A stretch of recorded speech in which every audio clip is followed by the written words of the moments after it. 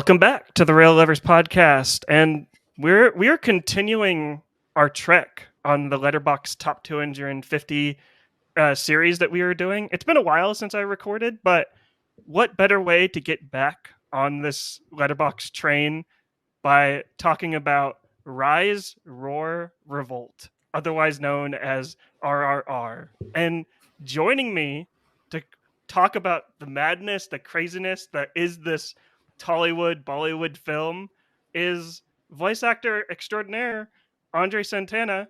His most recent work is The Wrong Kind of Weird that you can buy pretty much anywhere, right, Andre? Yeah, yeah. Yeah, Andre, we've met on TikTok, I believe. I think we've shared our love for like Fast and Furious and just media in general. But for the people that are listening right now, Andre, tell us a little about yourself. Like what do you Yeah. do and how did you get started in like voice acting? Yeah, absolutely. So excited to be here, by the way. Thank you for Yeah, having me. no problem. I am mostly an audiobook narrator. I got started in this just because I was a fan listening to a lot of audiobooks, and sometime around the start of the pandemic, I found out that you could apparently do this at home. So Mhm. I've got my booth right behind me. But I was narrating audiobooks for almost 2 years before I went full time when I was laid off of my day job as a recruiter, Mhm. and have been diving in for the past like 5 months, doing it full time, and really been loving it. Having a lot of fun stuff in the world, like The Wrong Kind of Weird. Do a lot of like YA rom-com type content. Also some horror, some sci-fi, some great stuff. Mhm. But yeah, it's been a lot of fun. Good journey so And far. you've also just announced on your social media, which everyone should go follow you on social media, which is Andre on the mic, pretty much everywhere, right? Yeah, yeah.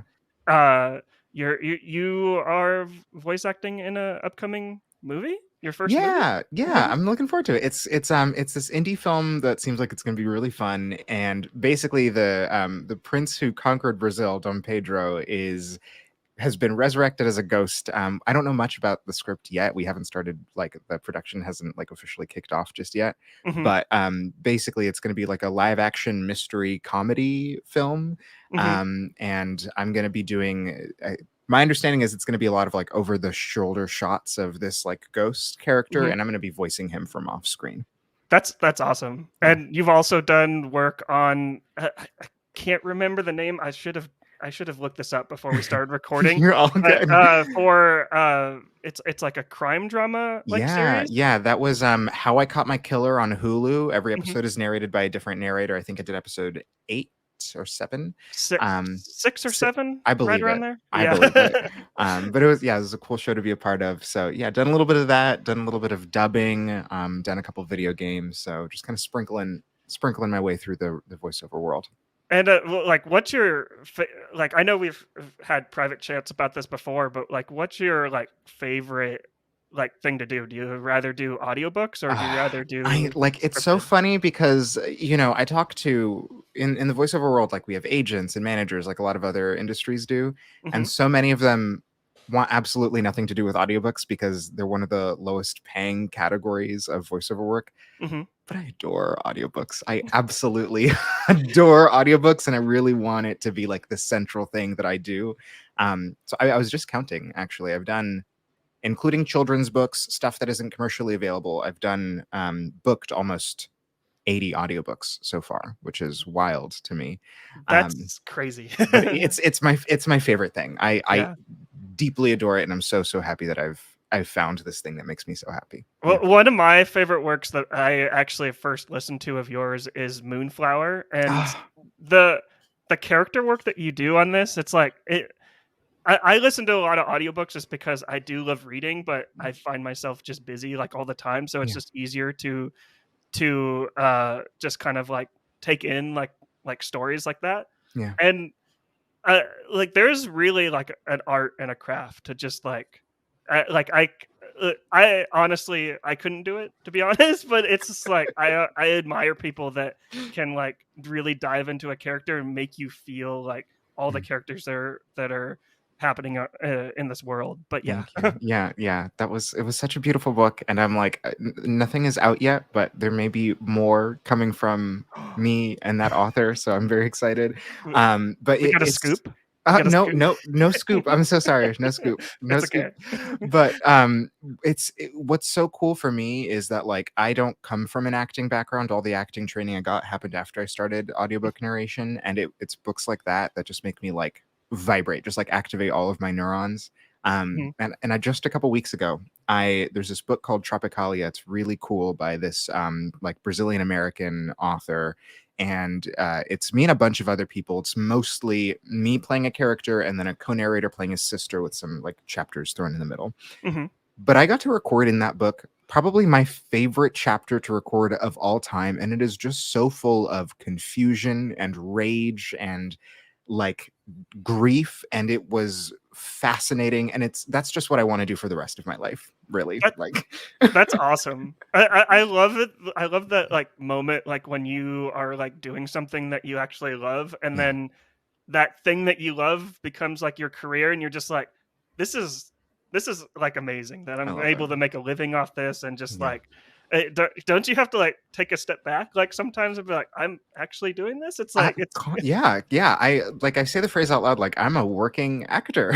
Like it, that's wild to me, and it's not like what I went to college for. It's not what I would have told you my plan was even 2.5 years ago. So it's cool, and I'm so grateful for it.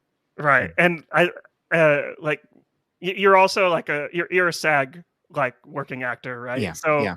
there's always like I hear stories like all the time like on Twitter and social media about like when you first get like that SAG card, Oh yeah. the Oh the yeah. the, the paper SAG card. Like what I have to ask, what was that personal feeling like for you? It was wild. So what's interesting is in on-camera world, you have to do like I think a handful of days to qualify. There's like a Mhm, certain kind of way that you qualify for SAG-AFTRA. And in the voiceover component of it, you just have to do one union job and you're eligible. And it costs like money to join and all that, but you're eligible after one job. So becoming eligible wasn't the wildest part, but joining, actually like sending in the money and the paperwork and then getting this card in the mail was just like such a moment of like excitement and joy, and then was completely overshadowed by the jubilance of finally being health insurance eligible, which comes after you've made a certain amount of money through the union. mhm. And that's great, especially because of the timing. I got fired. I got let go from my day job. They gave me, 2 months of Cobra. And then the day Cobra ended was the day my SAG insurance started. And so I was like, Eh, woo, hallelujah. someone's looking after you. Someone's looking Exactly. after you. That that's lovely. But yeah, everyone should go check out Andre's work. Yeah. Like it's available everywhere. Like there's links. There's going to be links like in the description of this podcast. But Andre, like you also like you also love movies, so I had to get you on this podcast. And like when I told you I was doing this series, like watching like all of the movies in the Letterboxd top 250, RRR like jumped out at you. Yes. Oh, yeah. What was like? So two things about that movie. I Mhm, have I barely used Letterboxd, but I have mhm, one list that I've made on Letterboxd, mhm, and it's movies that I'm deeply convinced are gay, mhm. and it's RRR and Luca from Pixar. But anyway, so I had just watched it when you sent me that sign up, and it is such a spectacle and such a like throwout. And I think it is alongside Parasite, it's the one of those international movies that comes out and just makes people look around and be like, wait, why am I not watching more movies in other languages? So Ex- I'm exactly. very excited to talk about it. Yeah, I'm very excited to talk about it with you because I feel like we share kind of like the same sort of like bromance and like LGBT kind of like feelings towards RRR. Like Yeah. I know it's like probably not what the filmmakers intended on that, but there's definitely there's a lot of things that we can talk about for that. But before we get into our review, let's. I always like to ask like my guests like what we've been watching over the Mm. past week. So Andre, as the guest, what have you been watching? Yeah. So I've actually had a Marvel week because there's a dine-in movie theater like just a 10-minute walk down the street from me, Hmm. and they sent out these little like it was like a one free movie ticket kind of thing, Hmm. but it only works if the movie's been out for more than 2 weeks.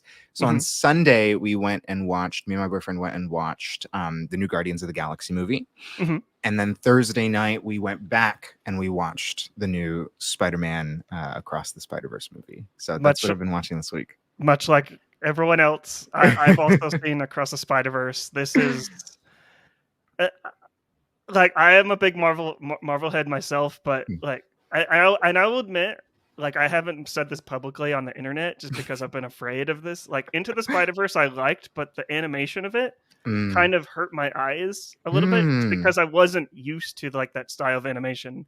Across the Spider-Verse totally blew me away on Yeah. just like how they meld like just like 2D animation, 3D animation, and then like comic book style, like all together, and it Yeah. just blended like together perfectly. But like, what did you think of it? So, Yeah, absolutely. Yeah, I remember that happening and seeing some like I think back when Into the Spider-Verse came out, there was one review that dropped it from a perfect Rotten Tomatoes score, and the critique was of the like comic style animation that they had done over mhm. the film. For me, Across the Spider-Verse was really fascinating visually. One, because of that component that you said, like those scenes in Gwen's universe that are like have these beautifully painted backgrounds, the like way that they really in the first movie were so tight with it because it was in its own way this kind of standalone story, whether or not they had planned content in the future. And with this one, they really took their time, and there are these beautiful scenes, right? Like Gwen and Miles having that entirely shot upside down conversation with the skyline in the background. I Um, that shot right there that you just described, I want to print that out and put that yes, on my wall. yes. It's iconic, like I, absolutely iconic. I love, for me, animation because there's so many things that like can't be replicated in in camera that they get to play around with so much more easily. And it feels like every one of these moments builds up into like a painting. Like they envision this shot and then build a story that justifies getting us to that painting. And so I love those. I love those Mhm. scenes, and it was a visually gorgeous movie. The character the work with the characters, I think, because they knew how they were structuring the story, it was just like gut punch after gut punch, emotional moment after emotional moment. So I'm really excited to see the next one. Yeah, Yeah. it I'm excited to see the next one too, and it's I was amazed when I looked on IMDb, and like the next one's coming out in like only a few months, like Yeah, I next think they like March. built it as kind of like one big project, so it's coming out next year. Yeah. Yeah, and it's funny that you saw both of those like back to back, just because there is like Guardians of the Galaxy. People are saying that it's possibly like the best trilogy, Mm, Marvel trilogy. yeah. I would have to disagree a little bit. Like it's a Mm, good trilogy, but in order for me to think that it is like a good trilogy, it like all movies have to kind of stand on its own. And I feel like mm, the one thing that's holding back Guardians of the Galaxy is the stuff that happened in Infinity War with Gamora. And mm, James Gunn obviously in Guardians 3 had to kind of like rewrite Gamora back into this group. yeah. And I feel like that kind of hurts it just a little bit, and Mm. this is why I think that Across the Spider-Verse is like when Beyond the Spider-Verse comes out, I think it's gonna like it's gonna pass Guardians in like the Yeah. best trilogy. Yeah, I think like people talk a lot about the Iron Man trilogy, and I'm not gonna lie, like nothing about those movies ever spoke to me. People are like, "Oh, it's the best one in the," and I'm like, I'm not inspired to go back and prove you right or wrong. I'm so sorry to say. I do think like when I watched Guardians of the Galaxy 3, I feel like there was the earlier scenes, like that very first shot that we see of Pratt, like I think he's solid in the rest of the movie. That shot Mhm. of him like falling down drunk was not strong and did not start me off on a strong tone. Right. But like I do think that there was a lot that happened in that movie emotionally that felt effective. I think everybody had to react to what happens to their characters in the um Endgame, Infinity War kind of like movies. We know how underwhelming the Black Panther moments were in those movies. Mhm. We know how disappointing the treatment of Thor was in those movies. So I think in a lot of ways, like yeah, everybody was a little hurt by how their characters were handled in those. Yeah, I feel like for me, Rocket is like his moments just completely like ripped my heart out. And Yeah, spoilers for Guardians 3 if you haven't seen it already. yeah, Uh like Rocket's fine. I just want to reassure people that he is fine. Like I know yeah. the trailers are kind of like very just uh, I don't know. It made me worried just because I hate seeing like just animals hurt on screen. So Fully, I and it's brutal. It's a little brutal. Yeah, very brutal. And like that's kind of like one thing that I would kind of like there was a lot of kids in my screening when I saw it and yeah, I'm just yeah. like oh, you're taking you're it's like I realize like all of this content seems to be aging up with us, and Marvel especially. Like when we see the closing credits in Guardians of the Galaxy, and we look Mhm, at all the characters, Hawkeye, we look at Kamala, all these characters who are re-aging down. I think that's their goal is in the next kind of get together movie they're going to have a lot more younger characters, mhm. but with that like kind of inversing, I think they're also throwing more things in. I think that every PG-13 movie gets one f-bomb, and the f-bomb they threw in was a nice little touch for sure, but may have surprised a few parents. um Yeah. I I think it's a really well placed F bomb. I don't want to yes. spoil that. Yeah. Just but it's I kind of felt seen a it little was bit it, with it that. was kind of his best line delivery in the movie. It was just like but I say as a voice actor, the rocket scenes brought me so much joy because the performances for those characters I think were amazing, just Mhm, like so heartfelt and painful.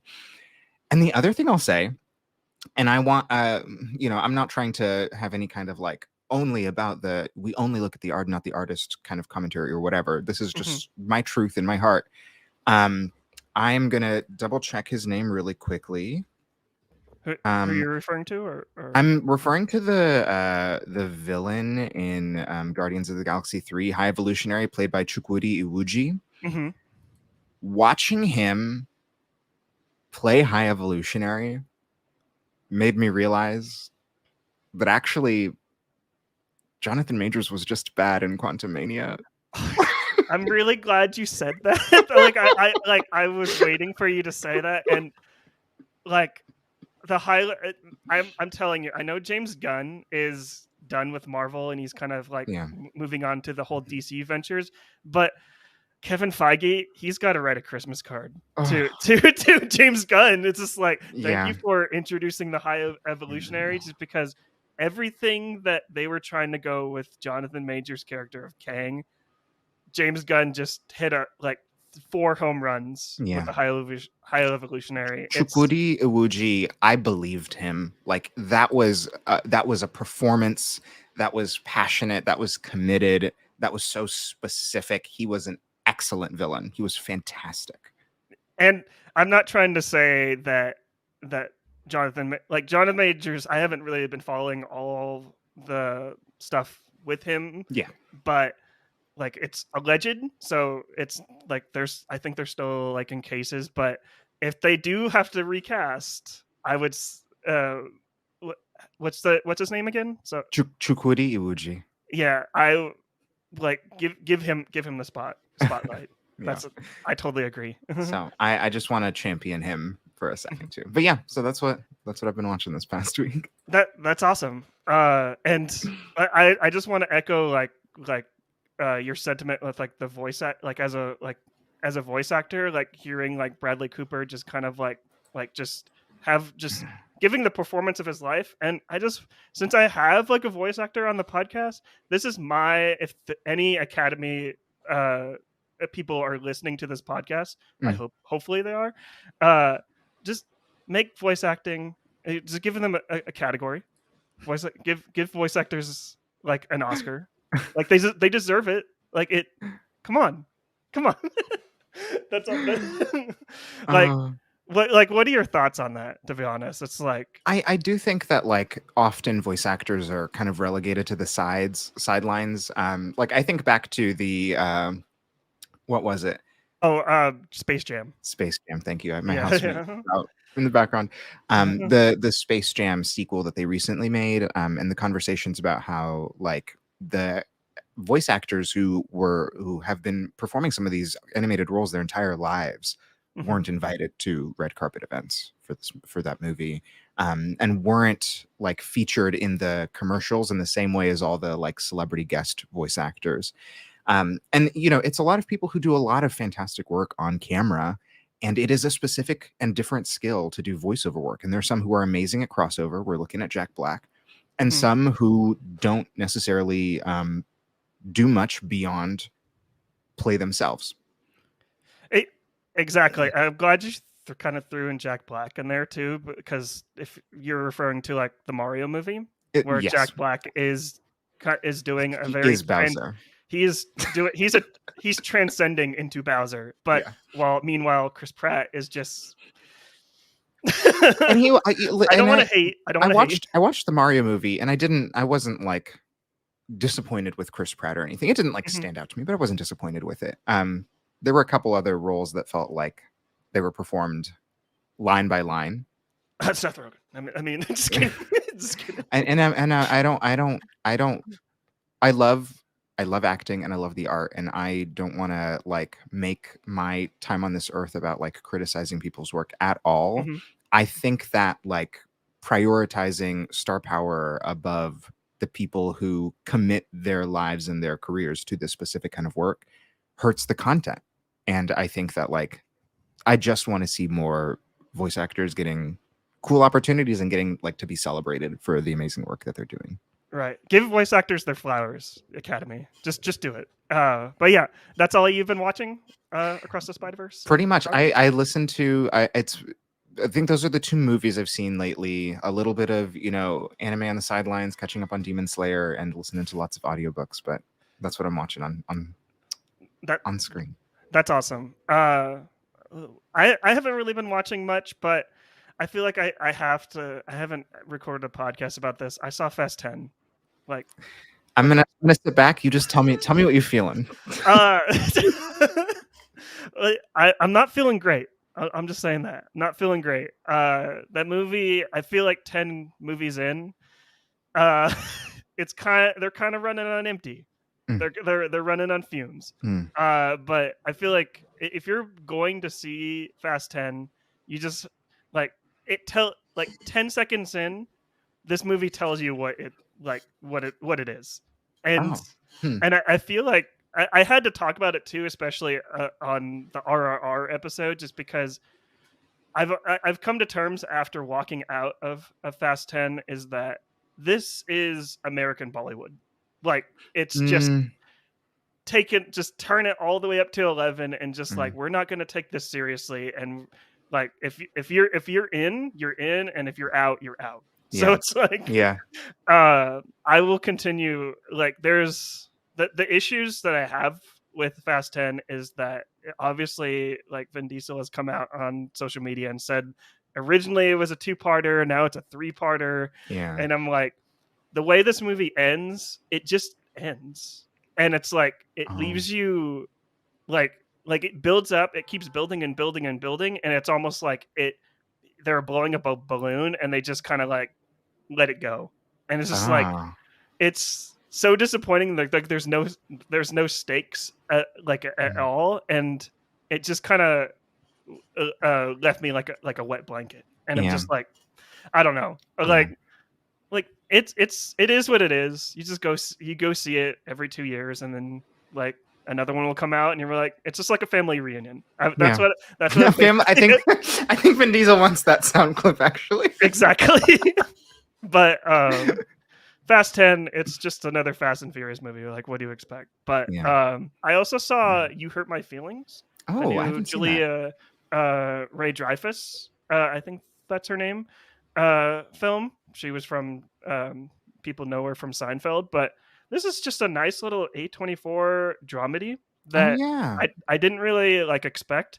Kind of, it talks a lot about white lies that we like tell the people, tell like our friends and the people that we're in relationships with, that to kind of like boost them, but how Mm. those white lies kind of like can break us down like over time.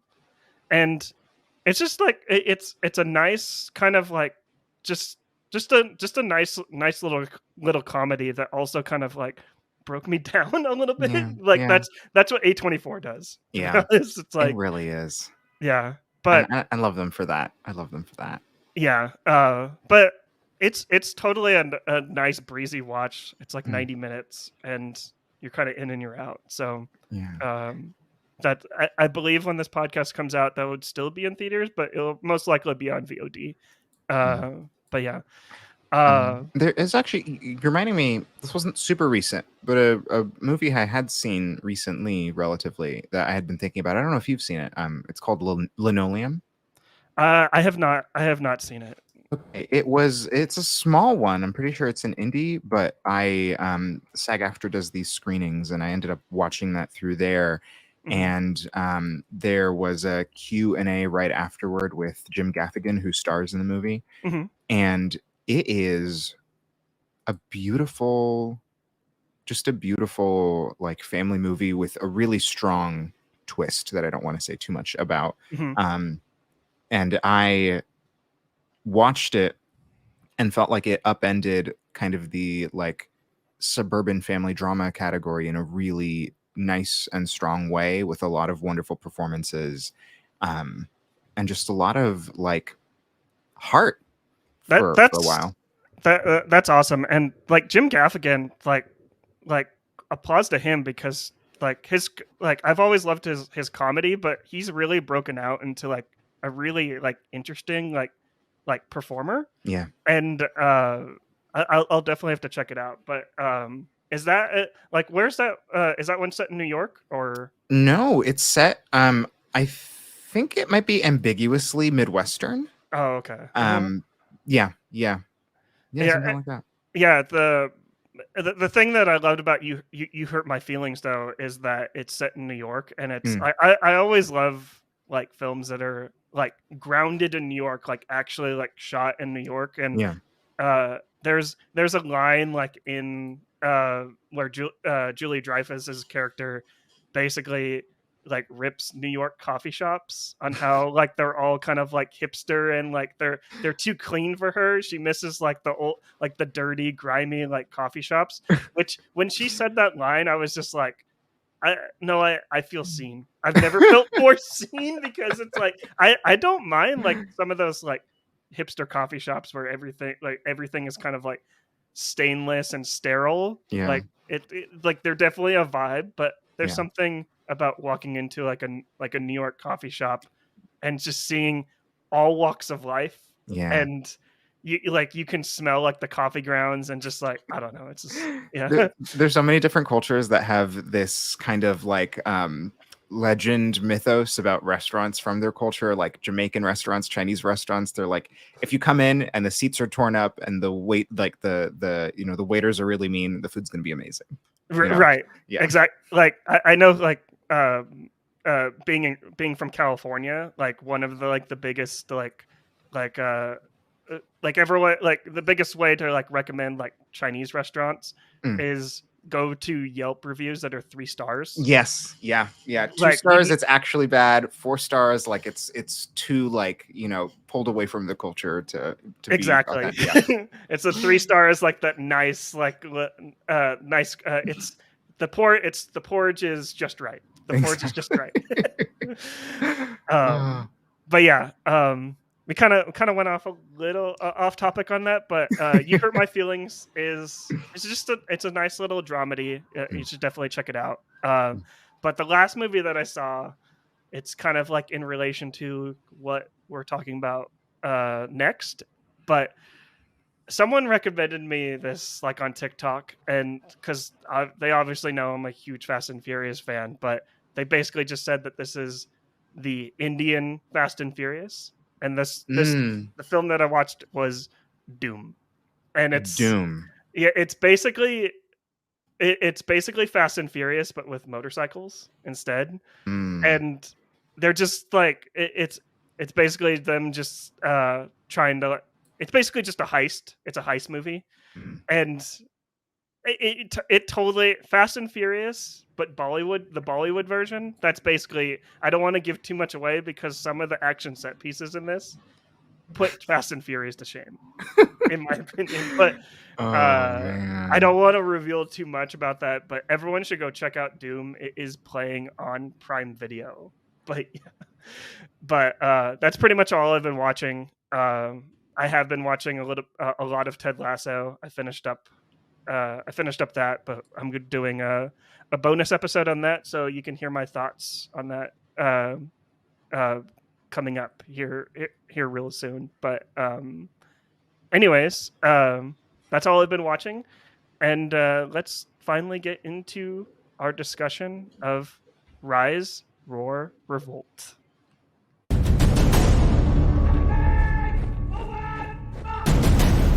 Scott ద్వారా వారు మా ఆదిలాబాద్ వచ్చినప్పుడు ఓ చిన్నపిల్లని తీసుకొచ్చారు. మీరు తీసుకొచ్చింది గోండ్ల పిల్లనండి. అయితే వాళ్ళకి ఏమైనా 2 కొమ్ములు ఉంటాయా? ఒక కాపరుంటాడు.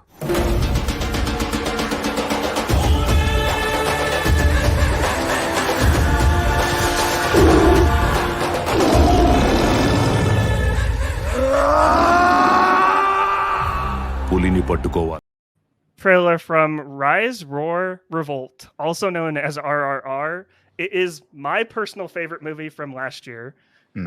I believe it was like my number 5 film on my top 10 last year, but it is directed by S.S. Rajamouli. And I'm just going to read the synopsis here from IMDb. A fictitious story about 2 legendary revolutionaries and their journey away from home before they started fighting for their country in the 1920s. Mm. Andre, I have to hear your thoughts on Rise, My Roar, Revolt. God. So of course, like, we have to acknowledge that Britain has not recovered from the release of this movie, right? Yes. So the way that this movie opens sets the tone immediately for just how brutally colonialism is depicted, which is so important for like the absolute, like, out of the box, over the top energy that this movie constantly has and delivers perfectly. I genuinely loved it.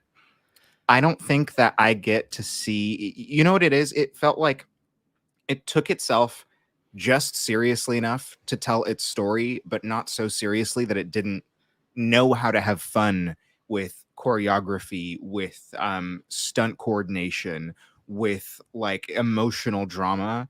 And everyone in this movie just like was cooking. They were in the kitchen just absolutely serving, and it was so spectacular to watch and experience. It was like it's a 3-hour film, and I feel like that's the longest. I am kicking myself for not actually seeing this in theaters, because I've heard that the theatrical experience, like just seeing it with all of the South Asian, like just like people like around you, and them just kind of like cheering and just roaring along with everyone, is an experience that I don't think I'll ever have like in my entire life. So I'm kicking myself for not like experiencing that.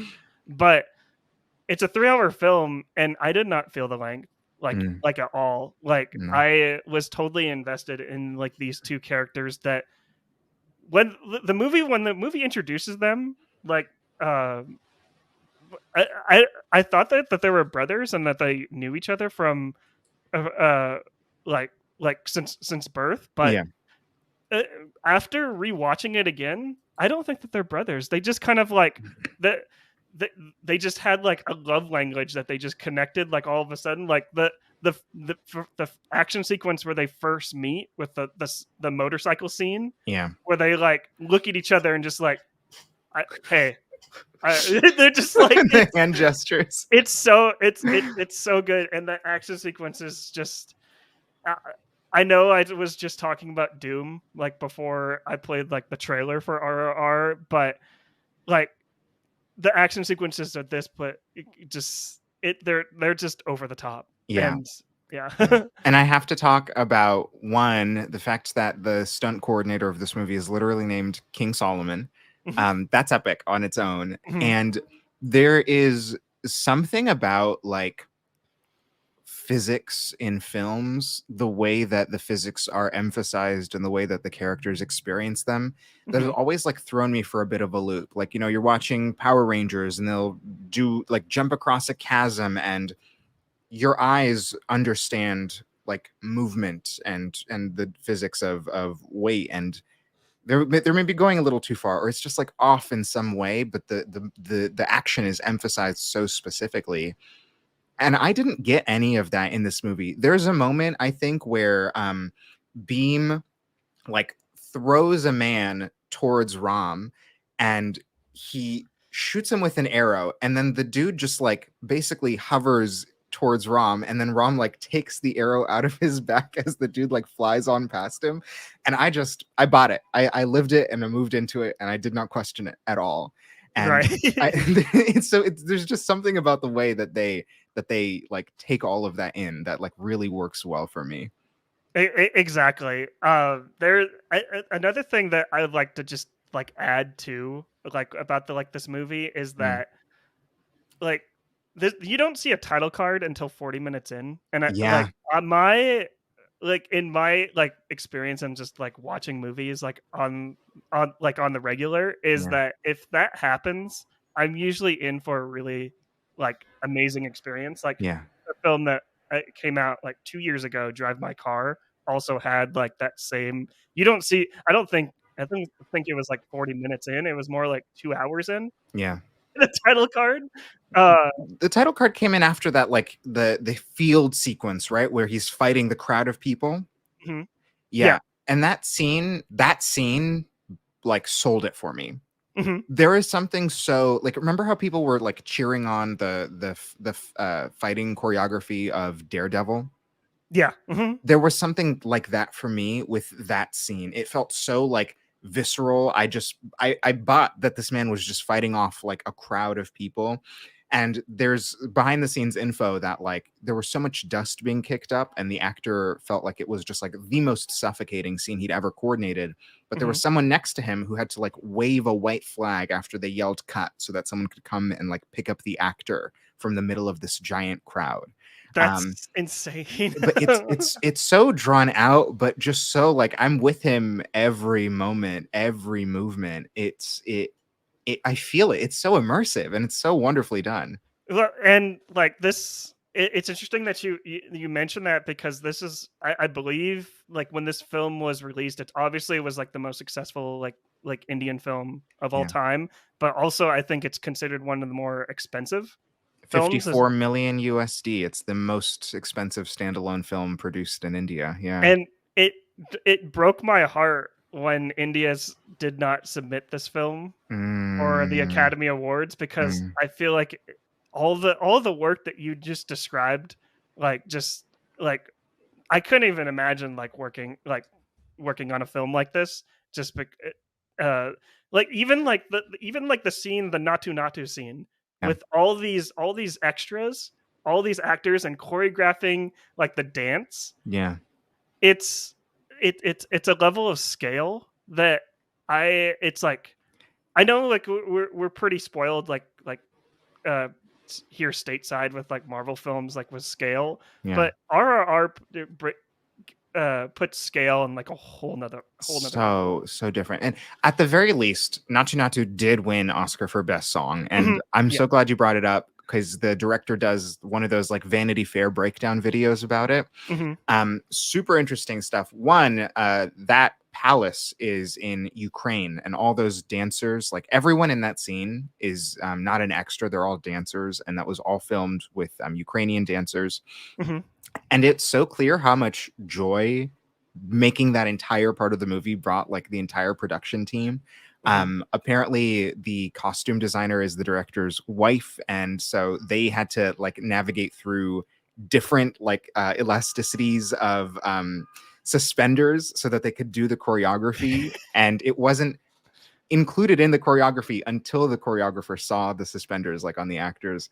That the choreographer made over 100 different variations of that dance because the director wanted it to be simple enough that like people would want to see it, and then like people would see it and want to do it at home. It would match the styles of both of the like actors who like each have a little bit of a different dancing style, and he also wanted it to just like be very like fantastical. And so this choreographer sends over 100 different variations of the song, the dance moves to the director, who like then sits through and picks out his like favorite 4. But yeah, Prem Rakshith, the choreographer, did a fantastic job with that whole scene, the energy, the reactions, the exchanges of we're dancing and going at it between Beam and Ram, that just were fantastically executed by everyone involved. Exactly, like just tremendous performance by everyone, and just like directing for that scene. But you teased a little bit at the beginning of the podcast about like this film being like just a little bit queer, and like kind of like just LGBT friendly. I would like can you just dive a little bit into that, because I feel like we both agree. So I think there's a truth deep within each of us that sometimes we have a mode of connecting to someone, a way of sharing appreciation that we can't decode as love. And I feel like that's the truth between these two characters, because you get to see these moments where they are so viscerally aligned and connected with each other. They are doing deep eye gazing. They are like hand in hand. I have never seen like the kind of sexual tension that is just like floating in the air between them. I feel like I missed in like Call Me by Your Name. Like it's just so powerful and consistent. And what's great about it not being like canon or specific in the movie is that I can believe whatever I want. And so like I love just watching these two characters have this like back and forth. And to me, this is an enemies to lovers movie for sure. For sure. I totally agree. I totally agree with you. I'm not sure if are you familiar with Cinema Therapy on YouTube? I think so, yeah. They did an episode on RRR, and they talked a lot about like bromance and healthy relationships between two men, and it also like this could apply for women as well, but more just kind of like the healthy masculinity of just like, because the scene that I really like enjoyed is like the scene where one of the men like sees the white woman, and like and basically falls in love, and then the like his friend basically like like he acts as a wingman, where it's just like, oh hey, I see that you like this pretty lady, so I'm gonna help you out, and like just in like Natu in the dance battle. Exactly. It's we need more relationships like that. Like not just like not just romantic like relationships, but healthy masculinity. And I know I talked a lot about like Ted Lasso, like, and what I've been watching. Like that show totally like is the definition of healthy masculinity, but RRR also like represents that as well. Yeah. And that's the other powerful part about it not being canon, that it's a love story, is that ultimately they are just two men who see, and not to spoil too much, but I guess we're diving in deep, but they ultimately are two men who see community and injustice in surprisingly similar ways, who feel aligned in terms of like what they want out of not just the future of their country, but also like the world that they want for the people around them. And they are like in support of each other, in solidarity with each other. And I think that's fantastic in so many different ways. I totally agree with that. But let's dive into spoilers, since we're kind of like perfect. Like antsy on that. I have to talk about like the jail scene, like oh my the god, breakout scene. Yeah. where Hair. Oh. so good. It's like to be honest, the first time I watched that, I immediately thought of Rakakuni from Everything Everywhere All at Once. It's I don't know if it was intentional by the filmmakers, but I love that like these two men, like they cared for each other so much. Like one of them his legs weren't working anymore, but he was just like, I'm putting you on my shoulders. Getting We're up going there. out. The shot like on like the watchtower where it's like cinema. It's cinema. Absolutely. It's so interesting to me because right, so like, for the audience who's open to spoilers, I'll Mhm. work backwards from the breakout scene, but basically, Yeah. we get Beam coming in, the British soldiers have kidnapped this little girl. Beam has come undercover into the city to find her and save her. Rom is working for the British police force who's overseeing the town, and he catches Beam, and he is made to like publicly torture Beam, and for some reason the like wife of the person who leads the town, this British woman, just like has a whip with thorns on it that she just keeps on her at all times. Mhm. Wild. But when Rom like refuses to do what he has to do, he is ultimately locked away, and so Beam comes and saves him. And there is something, so not to get too far away from the this movie is secretly gay, there's something so homoerotically something about Rom is in an underground hole sealed on top by metal, and Beam is in the field full of like different whole jail cells, and he's going through and he's pounding this rhythm, and Rom hears him against the stone, and he's like pounding a rhythm back, and there's something like so musical in it, and I'm like, this is giving ABBA. It's giving Yeah. It's so good. It's so good. Like everything about like this movie is so well thought out, yeah, and I I don't know. Like I'm with you about like this movie just being I don't think it's even secretly gay anymore. I feel like it's kind of like I feel like the theory has been out there like long enough that it's like it's not subtext, it's just text now at yeah, this point. yeah. But yeah, it's RRR, like it's like absolutely incredible. Yeah. And It, in all seriousness too, like, even thinking about it in the context of, like you said, these like relationships between heterosexual men, mhm, like the way that they support each other and show care publicly and willingly, I think mhm, is like so valuable and is so like endearing to see. And I think that's part of why I think we like, I comfortably react to it and say like, oh, like, ah, ha, ha, like, of, I'm walking away with this narrative of them like being gay, is mhm. because I don't see enough like, heterosexual men like showing that kind of like care and alignment and understanding and support openly in film and television. It's always like, we love the like the gruff dude who's just like, he's never gonna tell you he loves you until you're on your deathbed or whatever. But The will they or won't they? will Just they, like want, yeah, yeah. Uh, they there's no will they, won't they in this. I love that we come in having this like split view of where each character is, mhm, and the first time that Beam is in the city, and you think that it's going to be this movie of like, oh, they're going to kind of like dance around each other, will they ever meet ever, and then mhm. they're just immediately like locked in, and then they are immediately synced up, and somehow Ram is communicating these like intricate like trapeze art instructions to Beam from across a bridge with only hand gestures.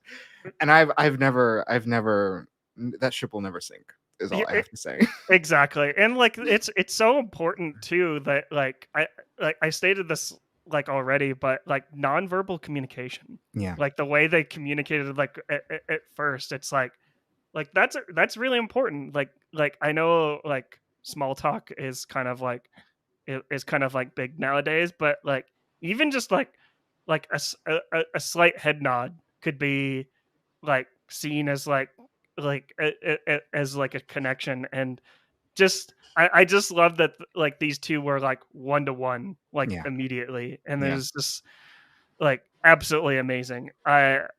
I adore like this film. As I said, it was like my top. It was on my top 5 of the of my. It was in my top 5 of my top 10 of last year. Mm. Absolutely incredible. But yeah, Andre, do you have anything else that you? Yeah. So for me, like I think it was, especially with the closing musical number Mhm. after the story ends, Yeah. it was really important for me to look at that movie and say, like, I don't have any context for what the story is in India, like historically how this movie sits. But like there did feel like there was something like slightly off about this narrative. And for Mhm. me, I imagined also like trying to think about a world in which like Hollywood here makes a movie about like indigenous people succeeding in a revolt of some kind, and having that movie be like wildly successful, like financially across the country. Mhm. So there were a lot of questions that I had, and I don't want to like repeat too much of it on my own as if I like deeply understand it. But there was this great article from Slate by Nitish Pawa called "A Wild Indian Blockbuster is Ravishing Movie Fans, but They're Missing Its Troubling Subtext."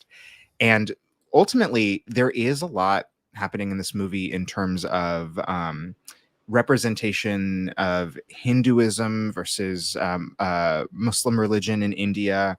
There's a lot in terms of caste differences. I would not have known about India that there are, um, what's functionally like tribal or indigenous groups, and that's kind of what Beam represents in this movie, and where Mhm. he comes from, versus people of like different upper castes, like what Ram was born into. Mhm. Um, and so there is a lot in terms of like the history of India and that kind of representation that I'm not familiar with, Mhm.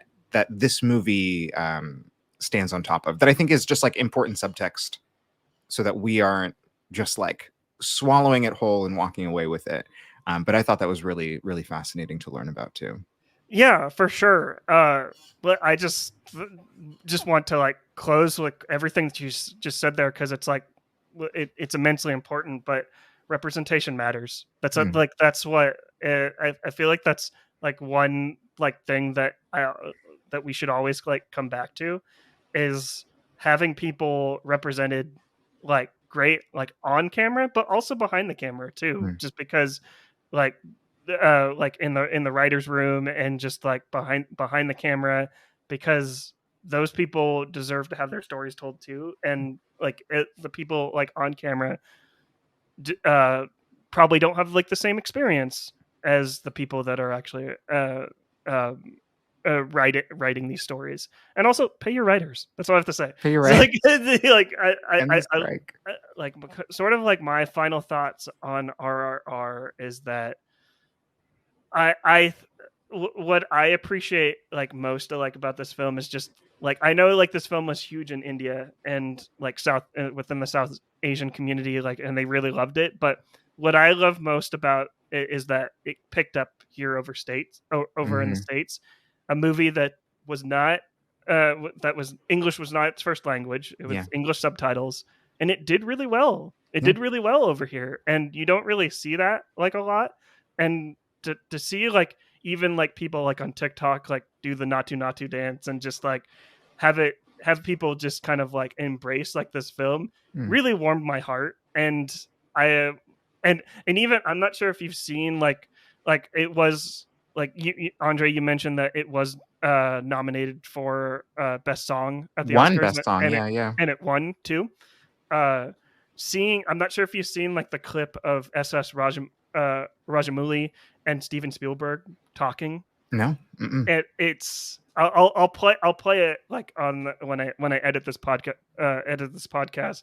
But it's the most heartfelt like moment, just seeing Steven Spielberg just like fangirling out Mm. next to Rajamouli, and I'm just like, I need these two to just collaborate and make a Yeah. movie together, Yeah. because I want to see what they both And see what they do. this was the same thing with Parasite, where you get these films from other countries that are breakout successes here in the US, and then people are like, "Oh my gosh, like look at these folks who are finally emerging. It's like actually almost everyone involved is like an industry veteran. The director has done like tens of movies. The actors are super famous already in their home countries. Same with Squid Game. Same with a lot of this content that blows up from different countries. Mm-hmm. And I really watched that process happen like almost explicitly when I was watching kind of some YouTube recaps about the film, Mm-hmm. where people would explicitly say like, wow, like maybe I've been racist this whole time by not giving these movies their due credence. Because what's one thing that's notable about RRR compared to Tollywood and Bollywood films is that it's not wildly different. Like it's a great movie. It's really well done, but it's not formulaically like super different from the style and the energy of other like Bollywood, Tollywood like movies from India. Mm-hmm. And so I think folks who love this and see this and really resonate with it should take that as a lesson to dive a little bit deeper into the content and find some other stuff to love and support. Exactly. Like I grew up watching, like my mom watched a lot of Bollywood and Tollywood films, and I kind of sat in the back, kind of like observing like all of Yeah. them, and just like one thing I could like really appreciate about like all of those films is that they don't shy away from just like big musical numbers and stuff Yeah. like that. And I know a lot of people find that cheesy, but I think that's just like it's just another way to tell a story, Yeah. like in this medium. And I love that RRR is become like a gateway into Bollywood and Tollywood films. And Yeah. I totally recommend like people just like uh just because there's tons of like Bollywood and Tollywood films like on Netflix and Amazon Prime. Like that's how I watch Doom. That's Yeah. how I watch Doom. And like Doom is basically, like I said, it's Fast and Furious but with bikes, like set in India, and it's absolutely incredible. But Yeah. Andre, I absolutely enjoyed this talk that I've had with you. It's been a long time coming to have you like on this podcast. Wow. But I don't want to take up too much of your time today. But before we get out of here, Yeah. where could people find your work, and like what's your favorite piece of work that you have ever done? So like you mentioned earlier, I'm all over social media as Andre on the mic. Mhm. And you can also find me at andreonthemic.com to learn more about my stuff. I mentioned Tropicalia, which is a project I'm really, really, really excited about, but just Mhm. something like completely on the other side of the spectrum. There's a book coming out July next month Mhm. called A Song of Salvation. It's a young adult sci-fi novel. It's me and two other narrators who are genuinely like my favorite narrators. I know of Logan Razos, who's one of the other narrators from the narration of Felix Ever After, which was like one of my favorite young adult audiobooks. And I know of Jonice Abbott Pratt from Blood Marked, which was also one of my favorite like YA fantasy series. So it's the three of us. And the story is just like queer black kids in space. That's the whole story. Queer black Mhm. kids in space. It's a little bit of like fantasy sci-fi. There's like prophecies to be fulfilled. There is danger. There are podcast interstitials. It's just a lot of fun. So looking forward to that one. Yeah, all links will be posted in the description. Give Andre a follow. Check out all of his work. Check out his website. All of his work will be there. Andre, it's been a pleasure. People can follow me at Marley Loves Film. I post pretty much everywhere on Letterboxd, TikTok, Instagram, YouTube. I'm still kind of slowly kind of breaking out into YouTube and stuff like that. And you can also listen to this podcast anywhere you listen to podcasts. The Real Overs podcast, iTunes, Spotify, Stitcher, wherever you listen to podcasts, you could probably find this podcast like anywhere. Give us a rate and review. And for the Real Overs podcast, my name is Marley Silverbrand, And my name is André Santana. and keep watching movies. See ya.